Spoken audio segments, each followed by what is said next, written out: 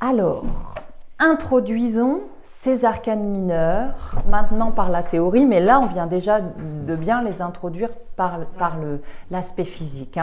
Donc en fait, cette histoire de pyramide, donc comme je vous disais, on l'a vu déjà dans l'introduction du tarot, qui dit que ce tarot global, arcane majeur plus arcane mineur, c'est l'addition du nombre 3 et du nombre 4. Puisqu'on va parler beaucoup de numérologie avec les arcanes mineurs, de toute façon, on revient sur cette introduction-là, qui nous dit arcane mineur associé au nombre 4, puisque c'est facile, il y a 4 symboles, il y a 4 familles, et arcane majeur associé au nombre 3. Donc voilà, je vous ai remis une petite introduction que vous connaissez, qui nous rappelle la composition de 22 arcanes majeurs, 56 arcanes mineurs, qui fait 78 cartes, qui forment cette pyramide. Alors, pour comprendre les arcanes mineurs, on va partir de l'arcane du monde. L'arcane du monde, elle reprend le plan de la pyramide que nous venons d'installer autour de nous. Simplement, donc on l'a vu, c'est un petit peu dans le cours sur le monde, simplement c'est un plan vu du dessus, pour le coup comme un architecte qui dessinerait la pyramide vue du dessus. Donc ce que vous allez faire, vous allez encore manipuler, pour qu'on regarde ça, c'est que vous allez attraper vos 4 paquets de cartes et vous allez les mettre grosso modo comme j'ai fait là. C'est-à-dire que vous allez mettre les 4 bases et puis vos arcanes majeurs, vous allez les mettre dessus. Ça c'est, voilà, tu les remets devant et vous allez mettre les as au-dessus pour commencer au moins à visualiser les 4 as. Voilà, dans l'ordre que vous voulez pour l'instant. De toute façon, on va reparler de l'ordre dans quelques minutes. Voilà, donc il faut chercher vos as s'ils n'étaient pas au-dessus. Super. Les as sont dessus. Ouais, c'est ça, c'est pour, voilà. Parce qu'on va voir les as, ils contiennent la totalité du potentiel du paquet de cartes qui est en dessous. Donc symboliquement, vraiment, on le met au-dessus. Et après, vous les mettez comme vous voulez, ces quatre piliers. Voilà, et nos majeurs, ils viennent dessus. Parfait. C'est une manière de ranger votre tarot chez vous, si vous voulez le poser quelque part, qu'il ne soit pas forcément dans le paquet, que vous voulez le garder un petit peu à l'esprit, sans avoir forcément installé tout le... Donc la première installation que moi je propose, c'est toujours les arcanes majeurs en mandala, les arcanes mineurs au centre, qui était ma manière d'installer à chaque fois qu'on l'a mis plutôt en cheminement. Et ça, c'est une autre manière dans laquelle on va... C'est la pyramide, quoi, où vraiment on organise les 5 paquets, parce qu'au final, ça nous fait 5 paquets. Donc je dirais c'est comme une manière aussi d'installer sur votre petit hôtel ou quelque part chez vous, ce qui fait que puisque comme tout ce qui est à l'extérieur est comme ce qui est à l'intérieur, notre tarot représentant notre monde intérieur, notre totalité, bah là c'est organisé, c'est rangé, c'est carré, c'est structuré. Donc des fois, quand on a un lien avec notre tarot, rien que de reprendre les cartes et de les mettre bien comme ça, bah intérieurement, poum, c'est comme si on disait ok allez, je me réorganise, je me pose là. Ça marche ? Donc, pourquoi on fait ça?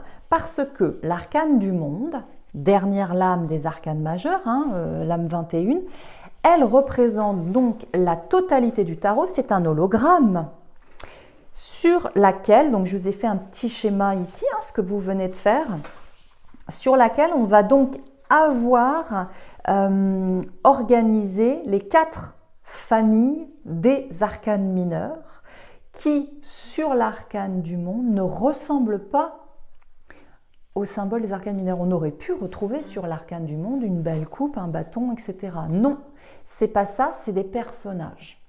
On a vu qu'en fait, l'arcane du monde, c'est l'état de réalisation, de totalité. Et donc, sur cette lame-là, les 4 éléments, on va voir, qui représentent ces éléments-là qu'on avait découverts sur la table du battleur, sont transmutés, sont transformés. Donc, ils ont une autre forme.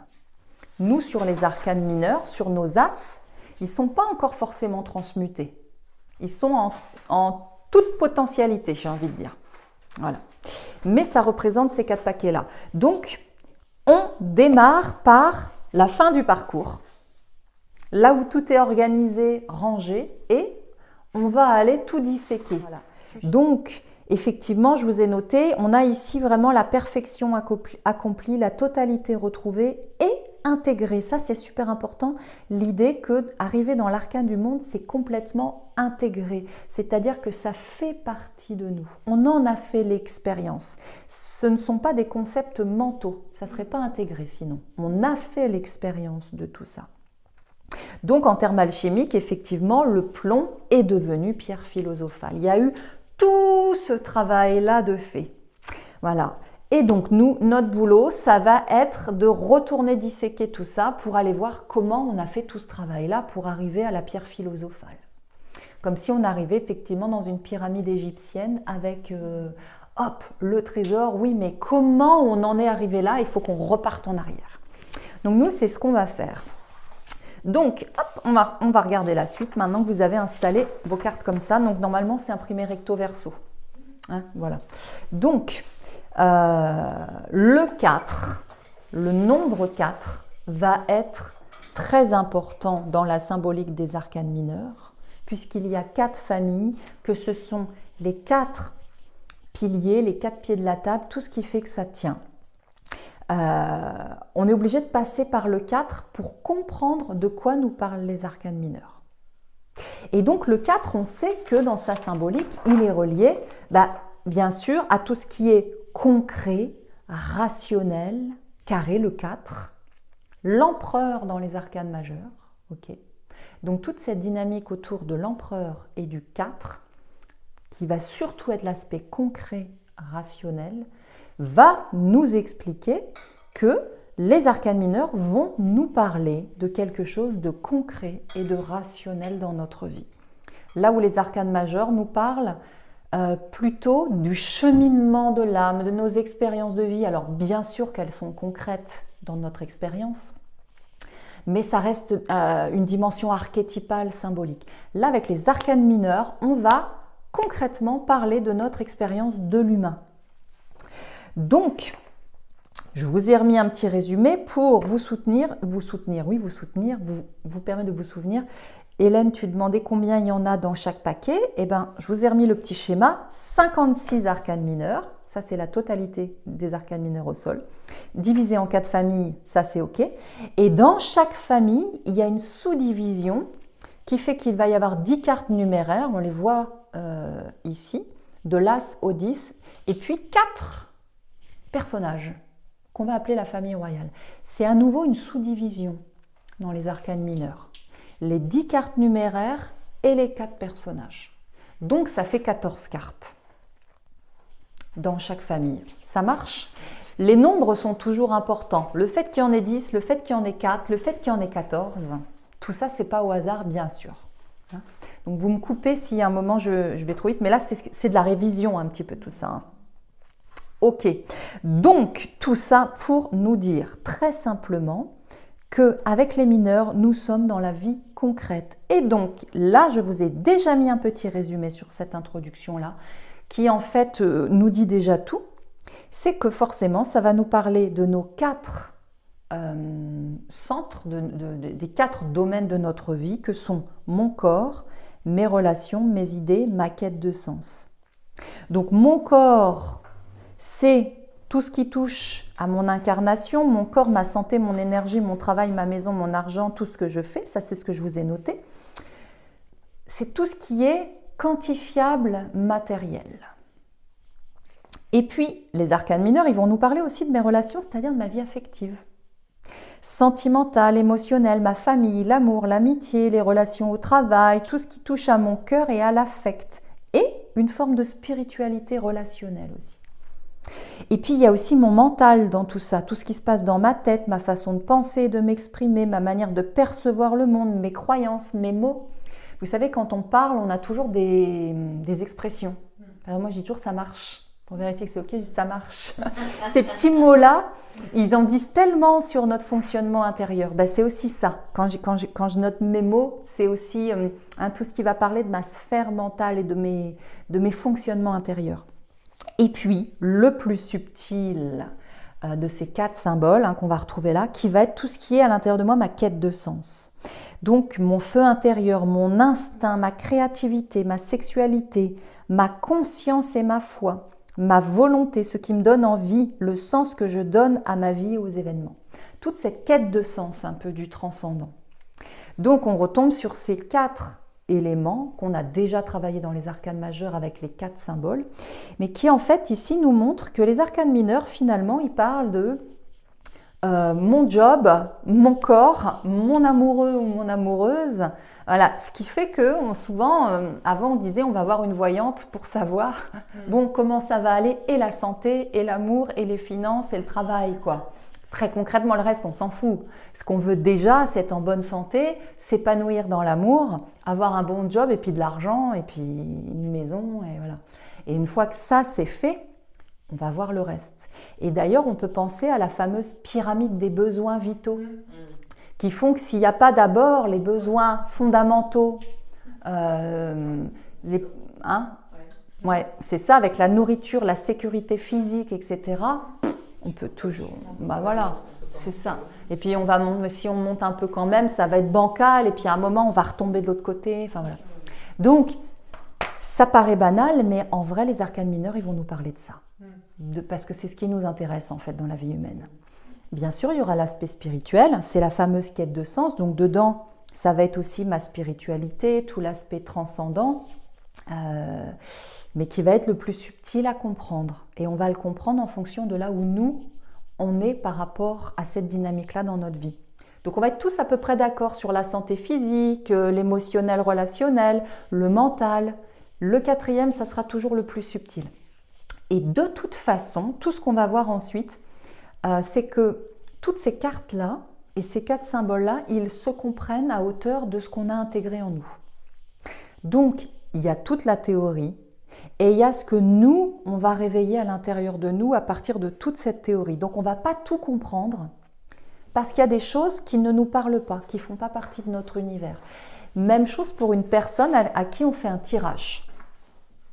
Nous, on va parler par moments des cartes d'une certaine manière parce que ça vibre comme ça en nous, mais l'autre, il ne va pas forcément comprendre ce qu'on lui raconte. Parce que si on lui parle de spiritualité avec les bâtons, on va voir que c'est le feu, etc., et que lui, il n'est pas là dans sa vie par rapport à ça, à la limite, il va connecter ça plutôt sur la créativité ou sur la sexualité ou la volonté de faire. Ça ne sert à rien de l'embarquer sur la spiritualité, une conscience transcendante, etc., si ce n'est pas là que la personne elle est. Donc pour nous, c'est assez exigeant en termes de s'ouvrir à toutes les possibilités de connecter ça pour avoir comme un éventail très très large. Sachant qu'on va avoir nos sensibilités. Donc dans l'éventail, on va quand même être vraiment plus à l'aise avec certains éléments et d'autres moins. Voilà. Ça, c'est surtout parce qu'il y a vraiment ce 4e élément qui est quand même plus subtil. Les 3 autres, franchement, on va tous à peu près se comprendre pareil. Donc, les hologrammes, eh ben, effectivement, si on observe en parallèle première et dernière lame, battleur et monde, comme vous avez ici, on a donc le début et la fin du travail des lames mineures. C'est-à-dire que le battleur, ce que je vous ai mis en résumé, puis après on regarde au-dessus, le battleur, il va traverser les 22 étapes des 22 arcanes majeures. Je le compte dedans, parce qu'on pourrait dire il en traverse 21 parce qu'il est le premier, mais il est une étape aussi de démarrage. Il va traverser les 22 étapes pour découvrir, facetter, déployer ces 56 arcanes mineurs intérieurs. Toutes les étapes des majeurs vont lui permettre d'aller sortir de son baluchon, puisqu'il a pris sur la table, il l'a mis dans le baluchon et il part.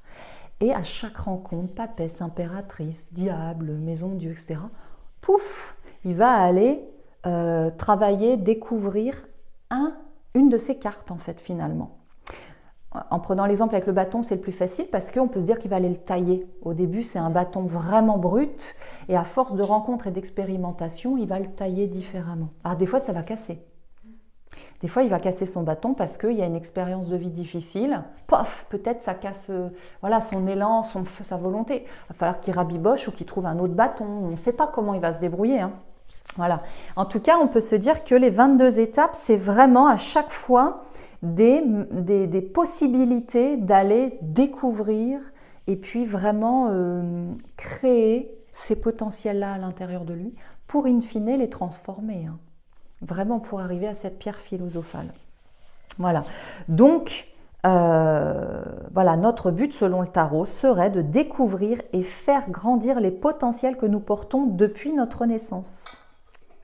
Donc, intégrer la totalité de ce que nous sommes, vivre de manière épanouie et équilibrée ces 4 énergies en nous dans une circulation fluide et sans blocage. Donc, on va penser à tempérance là-dessus. Hein, de dire que je vais passer des bâtons aux épées, aux coupes et voilà, hein, qui sont moi encore par exemple autour de ma chaise, et de me dire ok, eh ben, tout ça c'est fluide, ça passe de l'un à l'autre, et de me demander est-ce que c'est équilibré? Est-ce que dans ma vie, je mets beaucoup de poids ou je m'engage énormément dans la vie affective et puis pas du tout dans, je sais pas, ma santé et ma maison? Ou est-ce que je suis très sur ma maison, mon argent, mon boulot, mais pas du tout dans ma vie affective, pas du tout dans ma vie spirituelle? En fait, ça va nous permettre d'aller jauger un petit peu comment on est par rapport à ces 4 centres-là, qui sont dans toutes les traditions spirituelles une quête d'équilibre. Hein. Qu'on aille voir dans le Tao, c'est le Tao, toi que tu étudies Hélène, je crois, la voie du Tao, ouais, c'est ça. Dans le Tao, les Amérindiens, enfin partout, il y aura toujours cette quête d'équilibrer les quatre dynamiques de notre vie.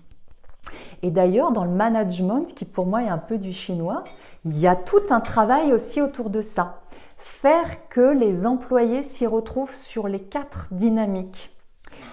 Que déjà physiquement ils se sentent bien au boulot, dans leur corps, que relationnellement dans l'affectif ça se passe bien avec les autres, que mentalement ils puissent déployer leurs idées, mais que aussi l'aspect, la quête du sens soit nourrie, c'est-à-dire qu'il y ait du sens sur ce qu'ils font.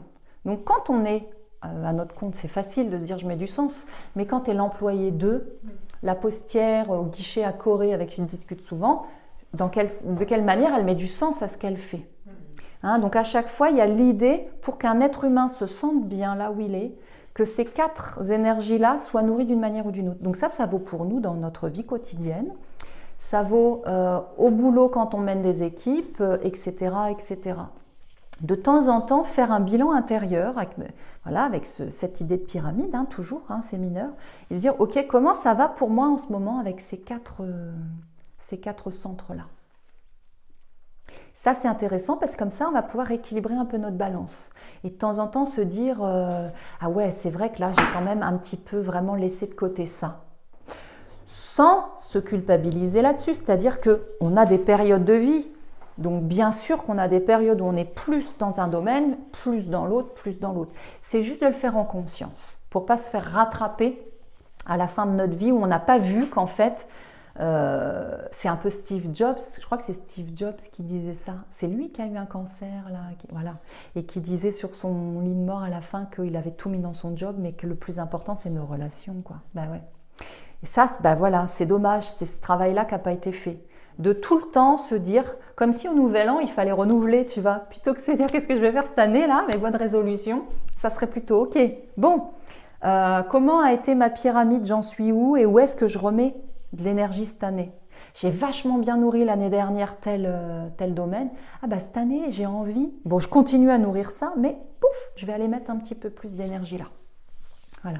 Ça, le tarot nous dit que c'est gage de santé physique, santé mentale, santé émotionnelle, parce que l'arcane du monde, c'est quand même l'arcane de la santé d'un point de vue global aussi. Et donc la santé n'est pas que physique, bien sûr. On sait que c'est aussi comment je me sens dans ma tête et comment je me sens dans mon cœur. Et in fine, quand il y a des problématiques physiques, derrière, c'est que quelque chose de ces énergies des 4 centres et puis du 5e élément qui est au milieu, quelque chose n'est pas équilibré. C'est ce qu'on apprend quand on étudie un peu la justice, qui nous montre que, voilà, qui nous invite à retourner voir la source, l'origine du problème. Et donc, ce qui est intéressant avec ce petit battleur-là, c'est quand même de se dire qu'il a effectivement ces potentiels-là de départ. On arrive tous avec des qualités particulières, une sensibilité particulière, et on va être amené à les déployer. Et donc, c'est intéressant de voir comment je déploie mes propres qualités, dons, potentialités. Bon, ce qui ne se fait a priori pas beaucoup aujourd'hui dans l'éducation, puisque on va plutôt essayer de mettre tout le monde un peu dans un moule. Heureusement qu'il y a plein de profs qui ne sont pas comme ça, mais alors que quand même, tout le cheminement de l'humain, ça serait de venir déployer qui je suis, mes dons, mes qualités à moi, qui ne sont pas les mêmes que le voisin. J'ai des faiblesses et des qualités, et l'autre aussi, et tout ça, ça va se compléter. Donc ça, c'est vraiment l'enseignement du tarot, c'est vraiment ce petit battleur qui part en quête du monde pour aller déployer tout ça. Et tout ça, tout ce dont je parle, c'est tous ces mineurs en fait. Tous ces potentiels-là, c'est tous ces arcanes mineurs. Donc on va voir ma capacité à équilibrer mes sentiments, peut-être avec un 4 de coupe. Mes possibilités, si on reste sur le 4 avec un 4 d'épée, ça serait de donner forme à mes idées. Donc en fait, tout ça, c'est tout plein comme si on pouvait sortir une carte à chaque fois qu'on a un truc à faire. Ah, j'ai des idées, il faut que je les descende dans la matière. 4 d'épée. Déjà, je structure mes idées et puis je vais leur donner une forme concrète. Voilà. Donc en fait, les mineurs, ils vont nous parler tout le temps de comment je m'y prends pour. Les majeurs, c'est plutôt une quête de sens, bien que, je réponds tout de suite à la question, oui, on fait les tirages comment faire avec les arcanes majeures. Donc les arcanes majeures nous donnent des tuyaux, bien sûr. Mais quand on connaît les arcanes mineurs, on va toujours compléter avec des mineurs parce que le mineur, il va nous demander, il va vraiment nous dire comment je fais concrètement dans la matière. Les majeurs, il va nous dire comment tu fais d'une manière globale à l'intérieur de toi. Tu te mets en repos, tu structures, tu transformes, tu équilibres. Mais les mineurs, ils vont te dire, bon, tu te mets au boulot dans la matière avec les deniers. On va aller voir ça. Voilà, réfléchis bien ton truc avec les épées. Ils vont vraiment nous dire comment faire d'un point de vue concret. Donc, les arcanes mineurs sont hyper intéressants en tirage. Attention, par contre, à les manier avec prudence, surtout quand c'est pour d'autres. Parce qu'on va voir en les étudiants qui peuvent vraiment nous dire comment faire. Donc, devenir un peu conseiller d'eux. Mais c'est vraiment assez subtil. Donc, à chaque fois, il va falloir y aller avec des pincettes en disant, bon, cette carte-là, elle propose ça. Comment je peux utiliser cette proposition, mais en restant maître de ce que je fais. Et pas en allant me dire, le tarot m'a dit que, donc je fais. Comme les guides m'ont dit que, donc je fais. C'est toujours, je reçois une information, d'où qu'elle vienne, les guides, les anges, le tarot, les oracles, le pendule, les baguettes de sourcier, peu importe. Je reçois une information, mais à partir de là, moi, j'en fais la tambouille à l'intérieur et je vois comment moi, je vais faire dans la matière parce que je suis totalement responsable de mes actes, mes pensées, mes mots, etc. Donc ça, à chaque fois, ça va vraiment toujours être le garde-fou. D'autant plus avec les arcanes mineurs, qu'il ne s'agira jamais de se dire le tarot m'a dit ça, donc il faut que je le fasse. C'est toujours comment j'entends et comment je comprends ça, parce que c'est moi le décodeur. En vrai, il n'a rien dit, il ne parle pas le tarot. Il n'y a pas de phrase dessus et il ne parle pas. Donc c'est moi qui parle à travers lui. Mais n'empêche que ça va être un super conseiller. Les arcanes mineurs vont être des super conseillers parce qu'ils vont nous lancer des pistes. Donc, pour en revenir à ma petite fiche, je vous ai mis une petite synthèse de la transformation des éléments du battleur vers le monde. Donc, la baguette qu'il tient, c'est la symbolique des bâtons. Bon, ça, on l'a vu dans les cours sur les majeurs, mais je vous le remets là. Donc, baguette égale bâton dans les arcanes mineurs qui sont là, égale le feu dans les 4 éléments, et dans l'arcane du monde, égale le lion.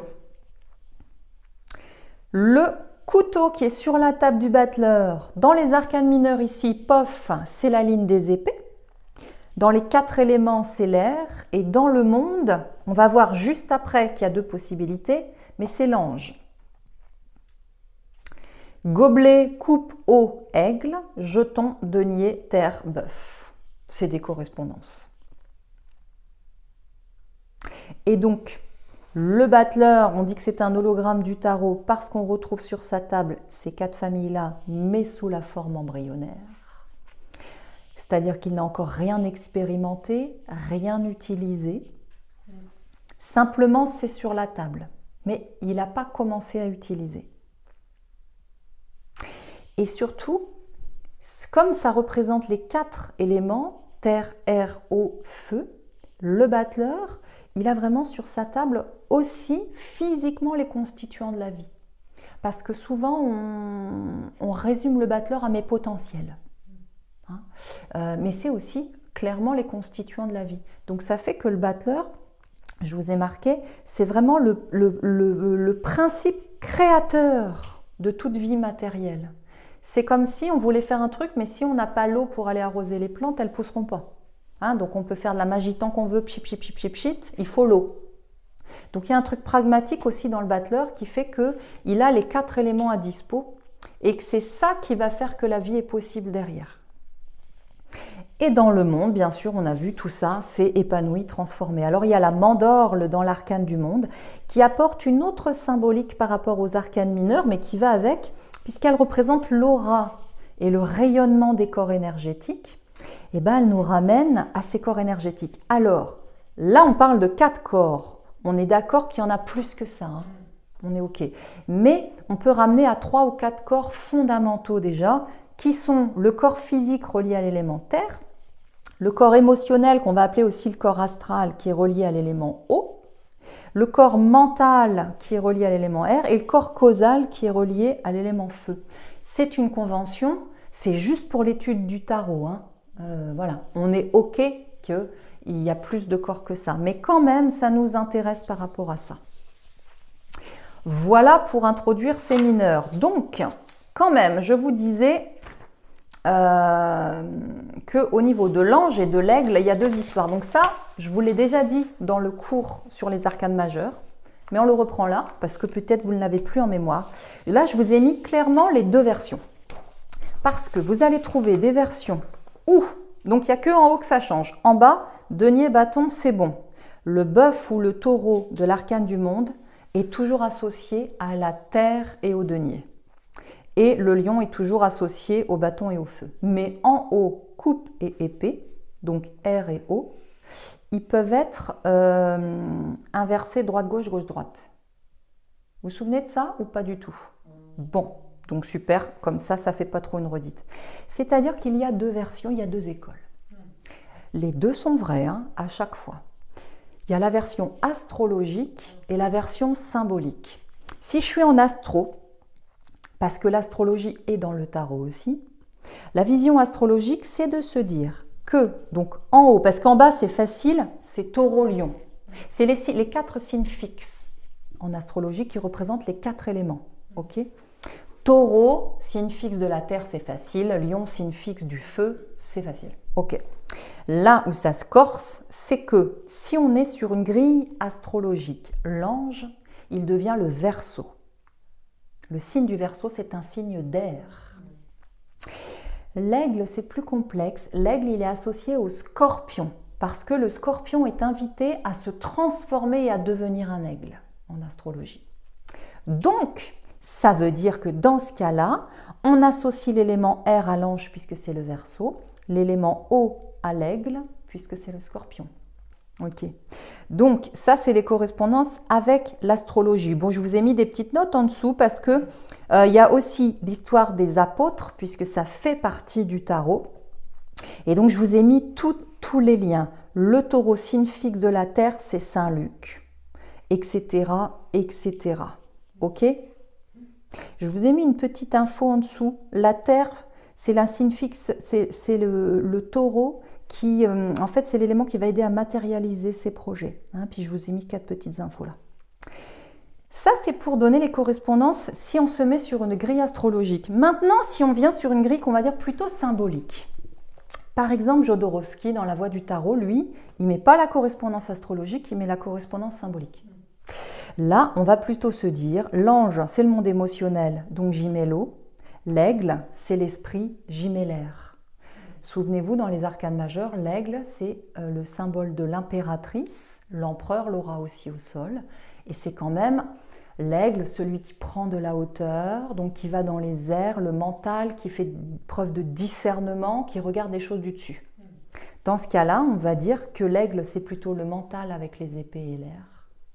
Okay. Et l'ange, plutôt le monde émotionnel, l'amour, donc les coupes. Ok ?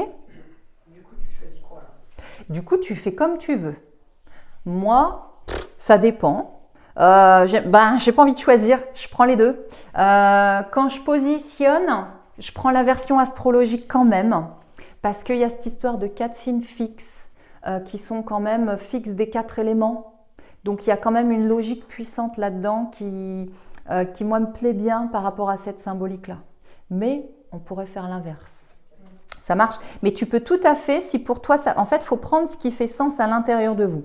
Si vous voulez prendre la correspondance, pour moi, les anges, ça va être la coupe, le relationnel, l'amour. Et l'aigle, c'est plutôt l'épée, le mental. Vous prenez ça, c'est bon aussi. Hein. Vous allez trouver des livres où c'est écrit comme ça. Hein.